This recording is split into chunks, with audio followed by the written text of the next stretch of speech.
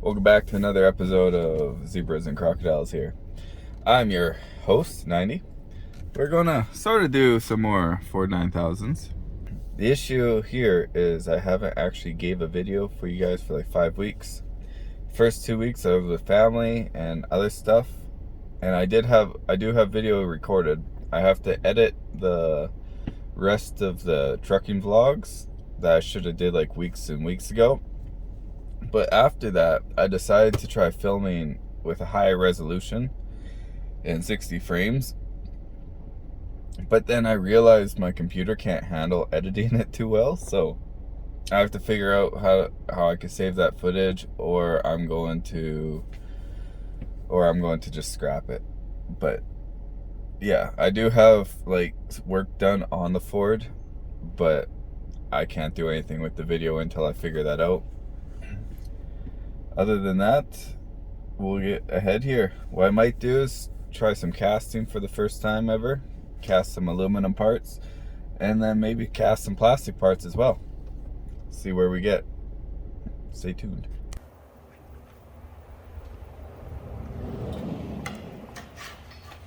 So this was my first attempt at casting aluminum, like ever.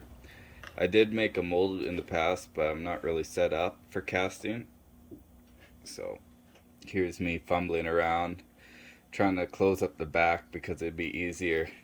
Because basically, you stick this dude in sand and then you kind of pound the sand around it, and that will make the crevice for the aluminum go into. Got a nice and flat sheet here. I just have that black plate there, so it's easier to slide around once it's all pounded in. This is curved, so I have to pull the mold out this way.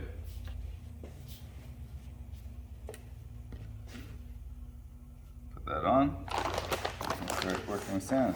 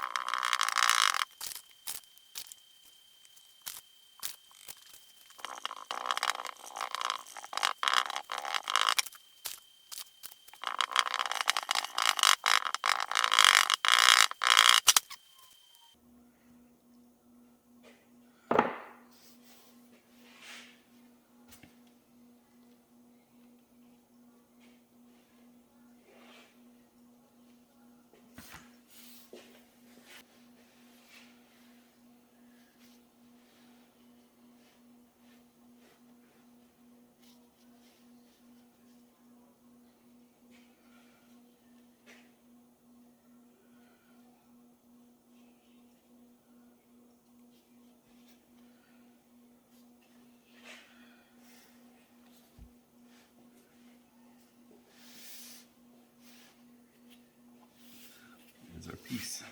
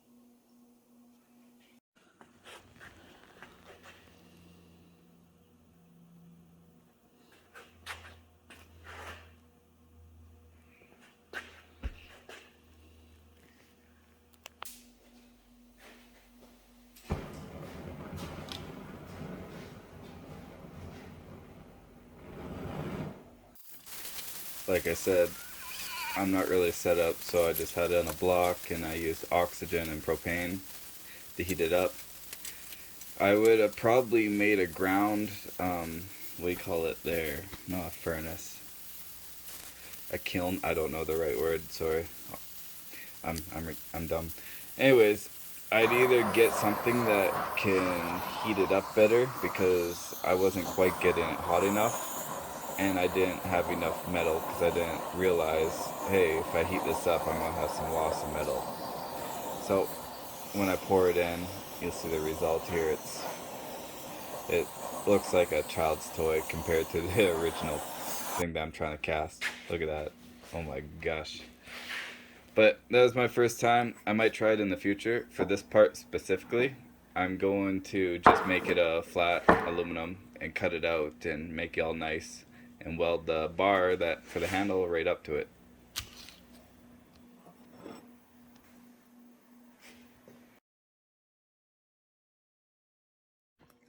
So the goal with this right here is to see if I can salvage my mess up, which I'm hoping I can.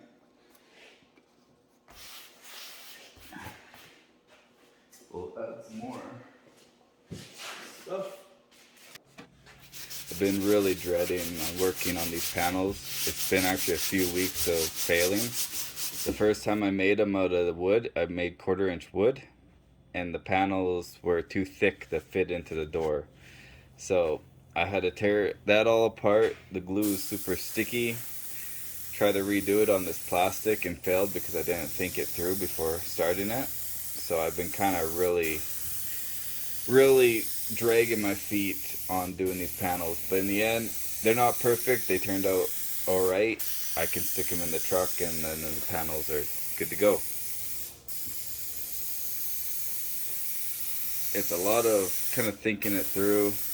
This Worth glue is probably the best glue I found for this. I did have stuff for like carpet and foam before, okay, but I can't get it unless I 4 minutes. Like an actual professional shop that orders a bunch. So this Worth glue is a nice alternative because it actually stuck pretty well and held in place.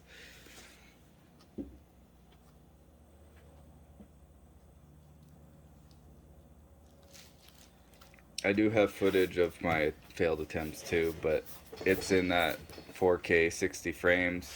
When I run it on my computer, it's like a slideshow, so I have to figure out how I can either speed up the editing process or I'm just gonna scrap the footage. Hopefully not, because I made a lot of footage in the last 5 weeks.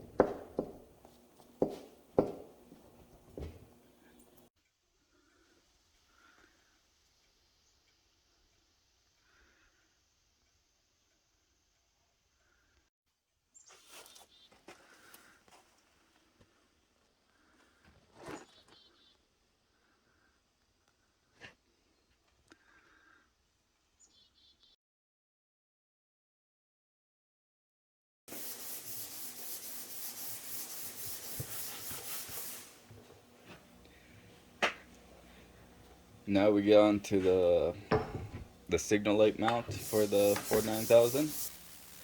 In future reference, do not do what I do here and hot glue it because it was a pain. The video is sped up, but I spent quite a bit of time just trying to get the hot glue off after I poured the mold. I find hot glue is good to build these boxes, but it takes forever for it to actually, like once it's fully heated up, it takes forever for it to stay into like a solid piece.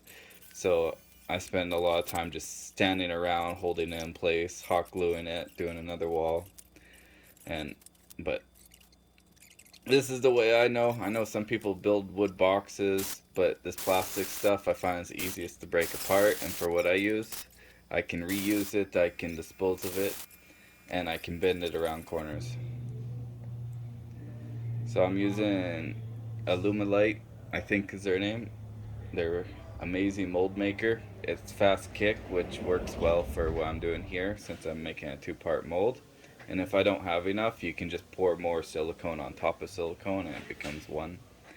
I'm not a professional. This is my second time doing castings with this stuff, so it's still a bit of a learning curve for me. I just poured as much as I can into that, and then I topped the top off later with some more silicone.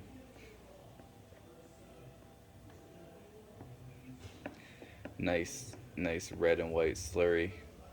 Mix it until it becomes a solid red.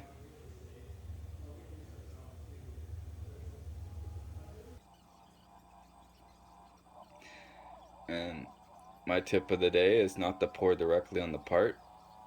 You want to get around it and you want to try to fill all the holes. Look at me pouring on the part right there. Mixing some more up. And then that just gives me just enough to finish it off. A lot of this too is prepping the part, making it as clean and like crisp as you can, because everything will show up in these molds, and when you cast new stuff, everything will show up in those too.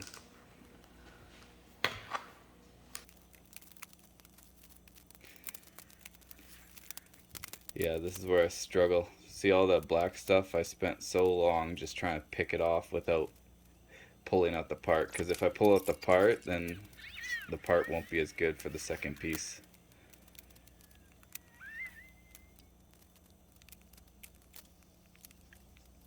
Another thing with the plastic too, you can see there's a curvature in the bezel or whatever, not the bezel, but the mount.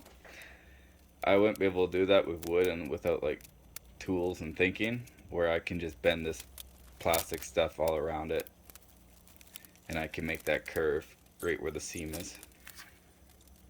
So I'm reusing the old sides. I'm going to tape them together here. If I get proper tape. Oh, look at that.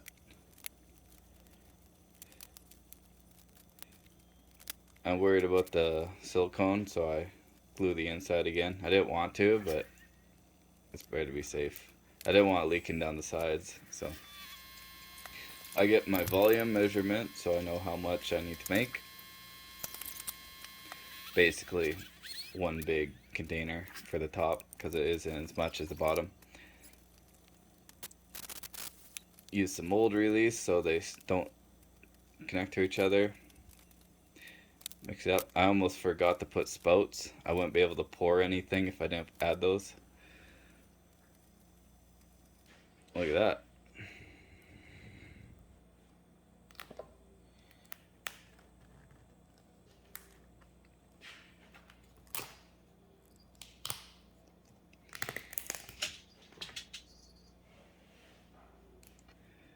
I got really excited noticing they were actually apart because this is my first time doing multi-part molds with silicone.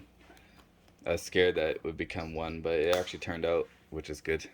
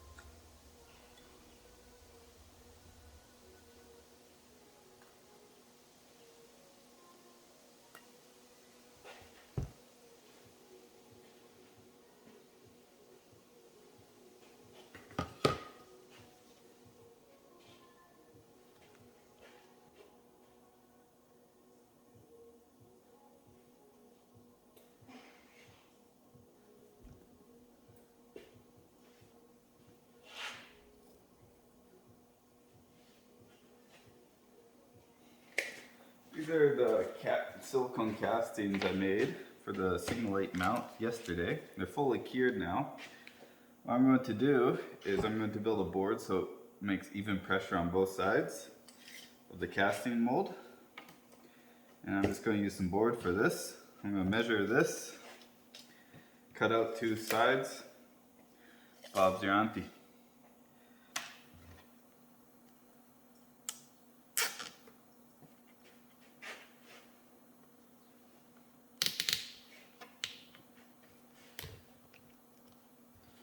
Like that. So in a previous video I built this. This is my pressure tank. I built it fairly big so I can put big things into it. It's an old propane tank. This could explode. The straps are just there so it doesn't rotate on me. We have a pressure gauge and a thing there. So this door goes up against the inside and seals it and then pressures it to 60. I do have another brake in here in case of emergencies and a regulator that goes to 60 psi. So that's what I'm putting it into once I pour the casting into the box. It's gonna suck.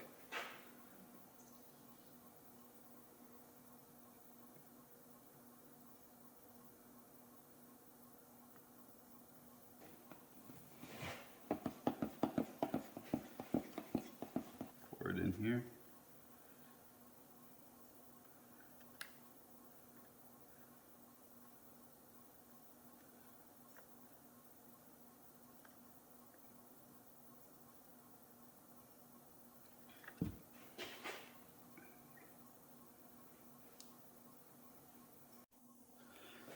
Okay, 30 minutes is up.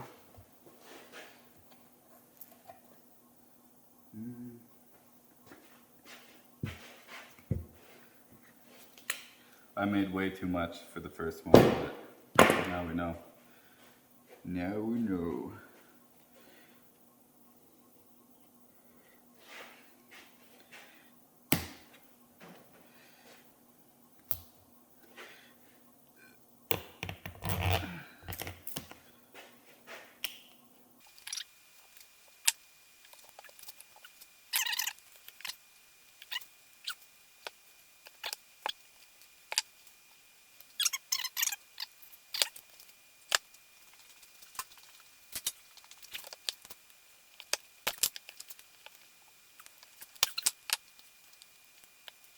Cast looks like I bent it a little bit. It could use a little more healing time. But yeah.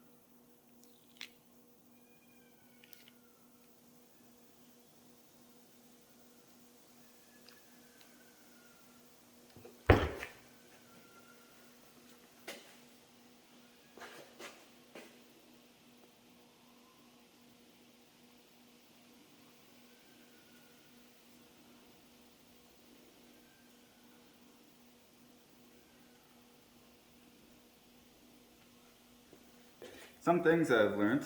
This is my first time casting. Here's my first casting. I broke it just to do a durability test, but it's nice and shiny, just like the original part. My mistake is the castings afterward, they're pitted. The reason is because I use mold release. I found out when you're doing urethane on silicone molds, do not use this, it doesn't matter, it pops right out. So what happened is when it sees blah blah blah. What happened is when it started like hardening up, this mold release was trapped in there and actually put little divots into the red silicone mold, and now they're forever divots in my mold. So every part that I make with that mold, I'm gonna have to do some cleanup to smooth this back out so it's shiny just like these parts here. First mistake I did is the very first coat. I made way too much. I didn't know how much I would need, but after freaking knowing that I only need 4 ounces, I made this much, so this is all just a waste. Second ones, after I figured out 4 ounces, I just used the small cups. First mold was pretty good, other than there's bubbles and stuff. When I filled it on the bench and realized I can't fit it into the pressure tank over there while it's full, I'd have to flip it sideways and stick it in, which was a no bueno. So this was just done on the bench here. There was some bubbles and some different things. Like, this is my first time. Try something new and you get a better result the more and more on you go. And it's pretty good. Like, it bends, it's durable. The thicker part, the important part, is super durable. It's just like these really, what do you call it here? These edges, they break off pretty good since they're pretty light, but like, you can get like a 90-degree bend before it like actually snaps. So it will be pretty good for what I'm using it for. So this was the first one. I'll show you my second one. I'm just going to repair this dude. It has a hole right there, a bubble that I missed. This was me just shaking it around, and it did pretty good, other than there, that bubble, and some other parts here. But I'm just going to fill those and clean this up. This is a usable part for me, so I kept this one. It does have those divots like I was saying, but after learning my mistake, I'm not going to spend another like $40 making another mold for it. This one here is my third one. And I did this at about 12 o'clock or 1 a.m. in the morning, and then the moisture and the low heat came in and it ruined it. Like, there's a lot of mistakes because the moisture got to it. And yeah, so I gave up that night. I'm doing it outside because I don't want to have that explosive barrel in here while it's pressurized. But third one was a dud, but it let me like test it out. Like, for the most part it's good. This one, since it has some errors I guess with the moisture, it's like good in some parts and brittle in other parts. So, oh well, here's my fourth and final one. This just came out, and the only errors I can see are right there and on this corner here, but that can be easily filled. I'll clean up the face just like all the other ones. And this one I did without mold release, and it actually almost gave a shinier look, even though I still have to clean it up. What I did in this one is I filled it about quarter to half, and then I rotated the whole box inside of the pressure tank, like basically 90 degrees in all edges. And that got rid of, what do you call it here? That got rid of all the big bubbles that kept happening in the faces. So that turned out pretty good. Those parts there's some errors around the edges and that hole that'll have to be filled, but these are usable to me. I could spend all day and perfect this, which if I ever gave these to other people, that's what I probably would do. I wouldn't want to give someone a holy part. So I'd have them cleaned up. But other than that, those are good. If you're wondering what this is for the 9000. I was showing some pictures on Instagram. What happened is, I think the previous owner, like, these are the signal lights that go on. So this goes on like this, like that. And they flash for the signal lights on the corner of the truck. And I think someone hit one of them with a tree or something, I don't know, and broke the other one. So I only had this good one left.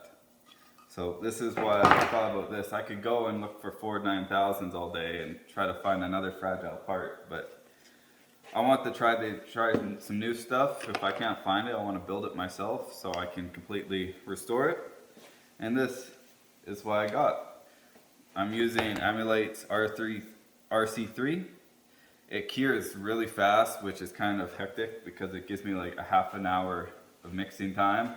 And then I have to pour it in, do all the other stuff, and then it gives me like 30 seconds to pressure up the tank before it starts to solidify. Other than that, it worked out pretty good. Like, it's pretty durable stuff, and when it's on the truck, it's going to be more durable because it's never going to get past that point, that 45 to 90 degree point to break the plastic altogether. That being said, here's my stuff. Don't use this in silicone molds, just use this on urethane to urethane. Or I even use this to make the two-part mold. It actually worked pretty good. So that's what I learned. In the future, the next project, I have to get some more silicone, and I have to make the light bezels. I'll show you here. These are the light bezels of the truck. They're a little dusty, and I apologize, but every single one I have has big cracks or broken out because they're an old truck. They're from like 80 to 87. So they're all cracked and broken. I do have a set that just have hairline cracks in them. I'm going to use those to make the mold. And basically the same concept as this is I'm going to pour it and build these. I don't know if I can pour it fast enough with the 2-minute mark on this. I'm going to try. If I can't, I'm going to get some more slower curing stuff so I can build new light bezels that will actually hold up the rock chips and stuff, because these brittle ones, if someone hits you with a rock, they're just going to crack it like these guys. So that's the plan. I think this is the end of the video. I'm going to try to get this edited out so I'm not 5 weeks behind or 6 weeks behind on editing videos. And I hope you guys are having a good day, night, whatever. Thanks for watching. Bye.